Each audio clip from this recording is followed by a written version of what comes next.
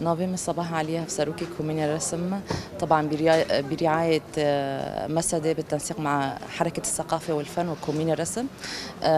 نوفي معرض صرخة سوريا عفرين تنادينا تشيل كاس دفي معرضيته بمشاركة بين أعماريخنا محددا جدوة الصالية حدا شيء صالية طبعا حريكي مأساتك بتشعبي خودينا تيرو ماشينا مهرو دخست ام دتابلونا كان يعني حار طابلونا كرو حكايه خواهايا وحكايه خوجي يعني هرو البرشوفي مارو فيتشتوشي مهرو كر ديناصور في طابلونا طبعا مدس بفي معرضي كر الشهباء ده مدس بيكر مالورجي فاكر.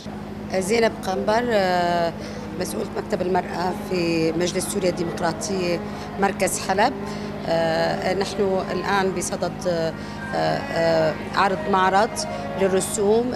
طبعا هذا المعرض كان قد عرض سابقا في الشهباء كان التنسيق بين مجلس سوريا الديمقراطية مركز الشهباء وكومين الرسم، حيث أن أنامل العفرينيين وريشتهم أرادت أن تكون كصرخة تنادي المنظمات الدولية والحقوقية، تندد بالاحتلال، تندد بالعنف، تندد بالصمت الدولي الذي ما زال صامتا، تندد بالمنظمات التي تدعي أنها إنسانية وحقوقية وللأسف لم تعطي رأيها ولم تلفت النظر لما يجري في مدينة عفرين.